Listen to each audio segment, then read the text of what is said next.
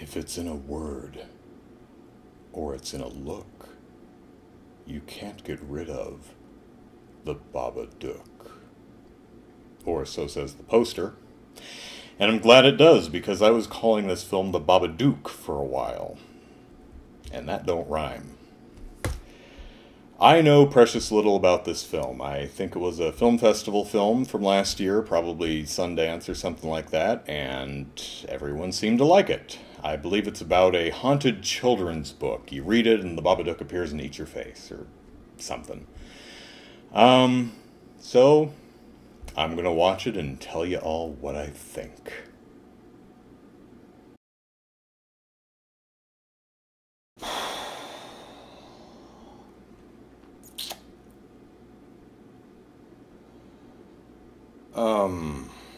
Yeah.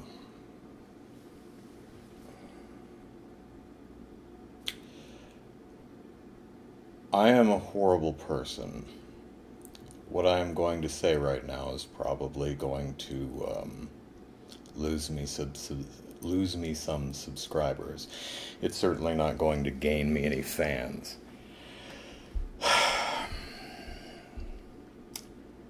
There's a lot I like about this movie. There's a lot I really admire. I found it a very difficult sit, especially the first third to half of the movie.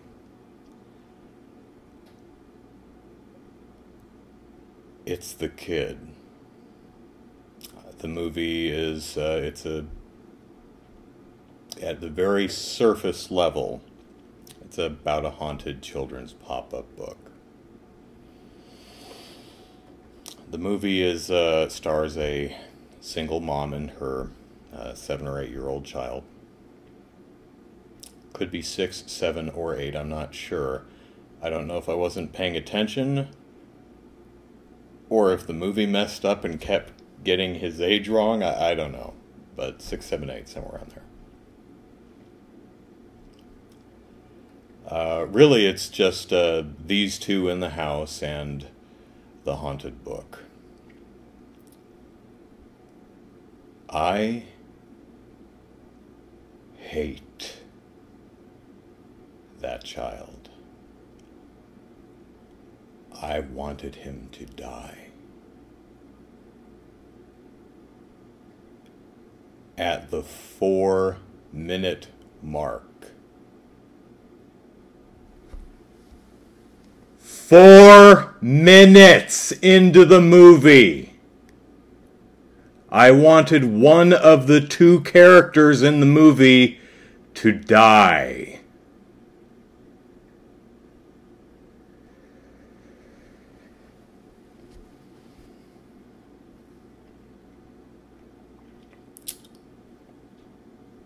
Let me clarify something. I wanted the fictional character in the fictional movie to die. I don't wish death on real people, typically.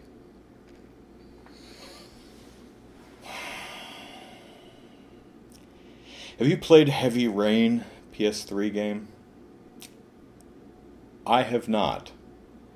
But I've seen the opening sequence. I own it, actually. One of my viewers actually gifted it to me, so thank you very much. I hope to get around to playing it sometime soon. The opening of the game has a father and 2 children in a mall, and one of his children is just obnoxious. And he's like, "Okay, Jacob," or it's Jason. How could I forget? Jason, hey, stay by me, Jason. "Oh, Daddy, I want a balloon." He's like, "Oh, all right, fine. A balloon, okay, here, and let me pay you. Stay by me." The hell did you... This kid is like 12 years old. I don't have children. Thank goodness, right? But I think that's old enough that you don't just wander off somewhere, especially when your dad has just told you a million times to please, for the love of bacon bits, stay here. This kid just he doesn't just get distracted by, ooh, something shiny, and walk off like 10 feet. No, you find him This kid actually, it doesn't just see a toy in the storefront right next to him and goes to look at. This kid literally wanders across the mall, down the escalator, through crowds of people, out the door, and across the street. And then he gets run over. Good! I mean, at that point, he deserves it. Again, fictional character in a fictional video game, so it's okay. I do not wish death on your children, no matter how annoying they may be. Whew. 4 minutes. 4 minutes. 4! 1, 2, 3, 4 minutes into the film. And I was absolutely sick of this child. I was like, where is the Babadook to Babadook to eat this kid's face? Because, oh my God, go away. Mom! Mom! Mom! Mom! Mom! Look at me, Mom! Mom! Mom! Mom! Mine! Mine! Mine! Oh my God! Shut up!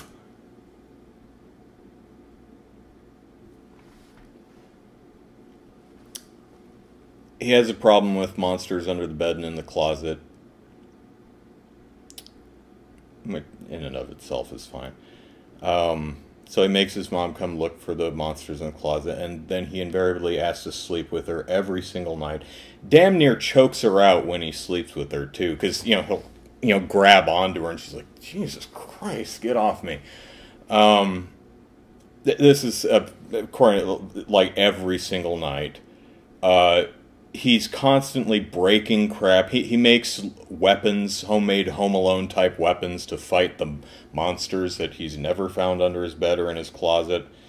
I mean, he builds like a crossbow that shoots darts. Dangerous stuff. And he's breaking crap. He's constantly going where he's not supposed to.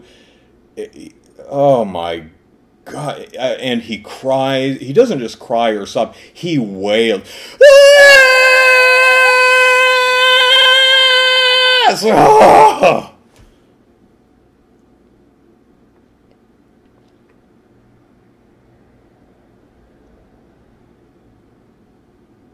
There's a point in the movie, it's fairly near the beginning, where mom puts her child to bed and then grabs her vibrator for a little me time. And she looks at the door, and then she goes ahead and gets things done. Takes matters into her own hands, so to speak. Can you guess what happens? Guess! Guess! You'll never guess what happens! I'll give you a hint. The kid comes into the room and interrupts her. You never saw that coming, did you? Lock the door!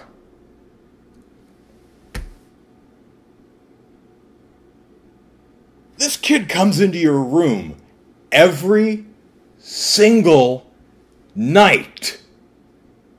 Without fail. Lock the door. What's wrong with you? There's a key sticking out of that damn door, so don't tell me, oh, there's no lock on the door. Later in the movie, she, jams when the Babadook monster is chasing her, she jams a chair. Do that! But there's a key sticking out of the door. I know you can lock it. Come on.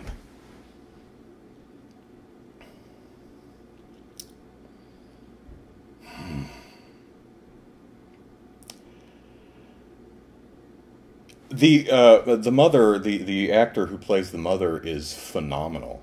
It's really, really good performance. I might even recommend watching the movie just for her performance. It's that good. The kid?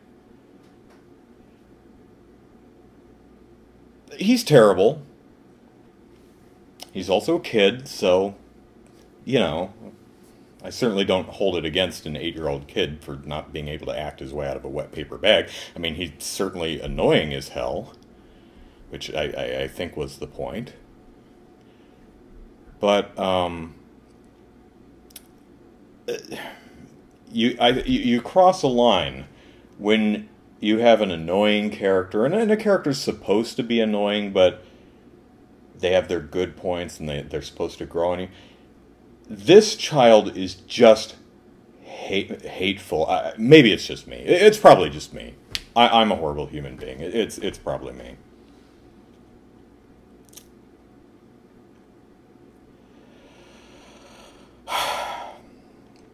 The acting, again, the actor who plays the mother is phenomenal. Absolutely wonderful performance. The direction and cinematography can be a little... It's interesting, but it works. It's certainly got its own look, and I like most of it. I like the design. I especially like the design of the Babadook book and the Babadook creature itself. Really, really different. Really, really cool. Once the kid, about half an hour into the movie, stops being a hateful little snot that I want to strangle through the television, the movie actually works pretty well. I'm not sure how far into spoilers I'm going to get, but I'm going to get into some light spoilers, probably just premise of the film. Mom, when she had her son, she and her husband were driving to the hospital, got in a car wreck. The father died. So she's been alone since she gave birth to her son. That's probably why, possibly why, her son's a bit of a putz. Growing up without a father figure, that's hard for a lot of kids. Also, it's clear that the mom never really grieved and moved on. That's probably also difficult. But the kid is still, as a character, as a fictional character in a fictional movie, obnoxious and hateful. I really don't like him. So, as I mentioned, she does read him stories, children's stories, and one night he grabs the Babadook off the shelf. It's called Mr. Babadook. Neither of them have seen the book before, but I guess we picked it up somewhere. And it's you thought Grimm's fairy tales were grim. Ooh boy. This one has the expected effect on young Samuel.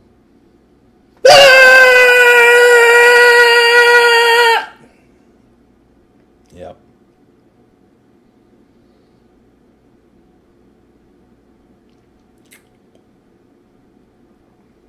So, little Sammy starts seeing the Babadook everywhere. And his mom's already sick of that crap. But then, weird things start happening. And is she seeing the Babadook too?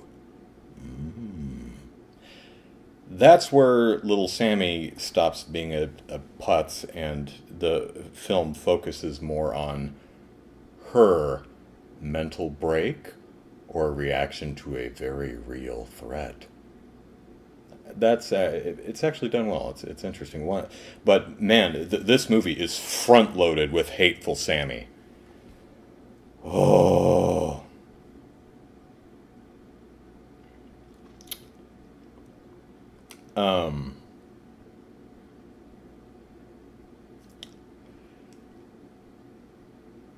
I'm going to talk spoilers now, so if you want to see the movie, this is a good place to turn it off. I'll hope to see you tomorrow for another movie. So, spoilers. I suppose this could be interpreted in many different ways. Mom wrote the book. I think it's pretty clear that Mom wrote Mr. Babadook herself. I think Mr. Babadook is supposed to represent both her grief over her lost husband and her loneliness and her frustration, both with having no life outside of her child and having a really tough time dealing with her child. Mr. Babadook also representing, her husband, but her son's father. So that's what it is to him.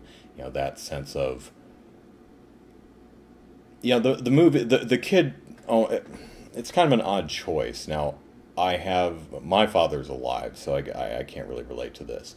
But he acts like he knew his father and his father died, but he grew up without a father. Not a big deal, but the Babadook represents daddy. So the father, this son to him, the father he never had, and to her, the husband that she lost. I think that's what it represents, and their anxiety and fear and all that horrible, horrible stuff that comes with losing a loved one and not being able to grieve or move past it. As far as the ending goes,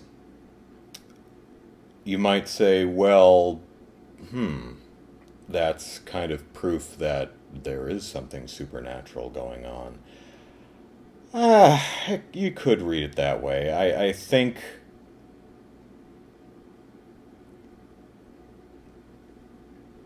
I think it's still just the way she's dealing with it, which is really weird, but hey, however you have to deal with it. As a monster movie, if you just read it as there's a haunted book and there's a monster that comes out of it, it doesn't quite work because it's so ambiguous and the rules don't make any sense. But halfway through the movie, she tears up the book and throws it away, and then it comes back glued back together, and ooh, it's got new pages that show her strangling the dog, then strangling her son, then slitting her own throat.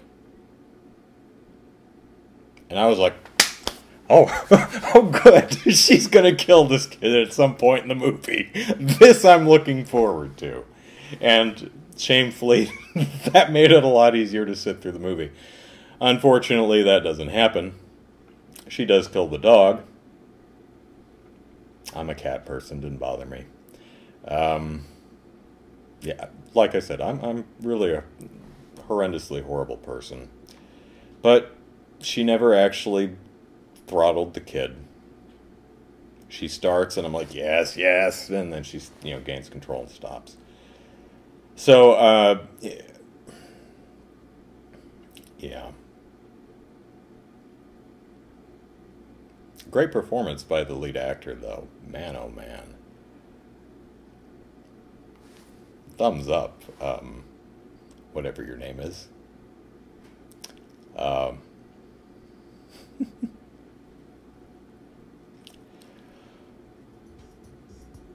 Yeah.